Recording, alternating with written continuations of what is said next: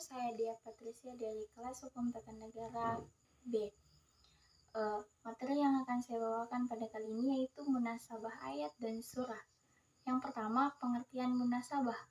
Munasabah ialah sebuah konsep di dalam ulumul Al-Quran yang membahas tentang pemahaman makna ayat secara komprehensif dan dengan berhubungan antara ayat-ayat sebelum dan sesudahnya, antara pembuka ayat dan penutup ayatnya, dan antara ayat dan nama surah yang menjadi tema sentralnya. Adapun bentuk keterkaitan dalam buku Al-Quran standar yaitu yang pertama, keterkaitan suatu surat dengan surah yang lain. Kandungan surah Al-Fatihah agak diperlebar dengan surah sesudahnya, surah Al-Baqarah.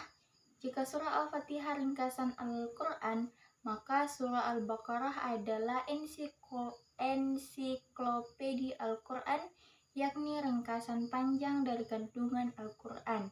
Yang kedua, keterkaitan antara nama surah dengan isi atau tujuan surah. Keterkaitan dalam bentuk ini hubungan yang erat antara nama surah dan dengan tema sentral atau berbagai pembahasan yang menonjol dengan ayat-ayat yang terdapat dalam surah tersebut. Penanaman surah Al-Ikhlas dimaksudkan untuk memurnikan keesaan Allah Subhanahu wa Ta'ala dari unsur menyekutukan Allah Subhanahu wa Ta'ala. Sementara surah Al-Nisa dinamakan demikian karena isinya banyak terkait dengan hukum keluarga. Dalam keluarga, wanita adalah tiang utamanya. Yang ketiga, keterkaitan antara pembuka surah dengan isi surah. Pembuka surah ini dilihat dari segi makna, bukan kata. Karenanya pembuka yang berupa huruf tidak diperhitungkan. Yang keempat, keterkaitan antara ayat dengan ayat terakhir dalam ayat pertama dengan ayat terakhir dalam satu surah. Misalnya dalam surah Al-Qasas, pada awal surah disebutkan bahwa Nabi Musa alaihissalam tidak akan menolong orang-orang yang berbuat dosa. Sedangkan pada akhir surah Nabi Muhammad SAW dilarang menolong orang-orang kafir.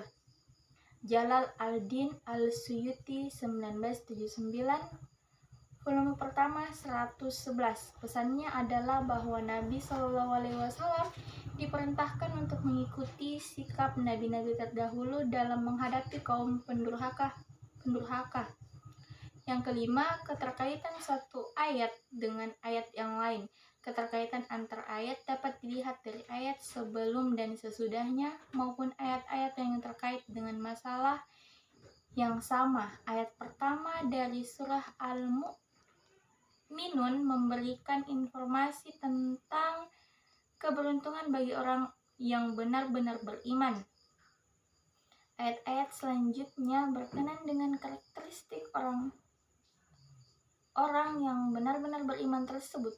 Saat ini ulama yang membahas suatu masalah atau topik tertentu dalam Al-Quran terlebih dahulu mengelompokkan ayat-ayat yang terkait dengan masalah atau topik yang dimaksud, padahal ayat-ayat ini tersebar dalam berbagai surat. Cara pemahaman demikian ini juga melihatkan keterkaitan antar ayat. Keenam, keterkaitan kalimat satu dengan kalimat yang lain dalam satu ayat.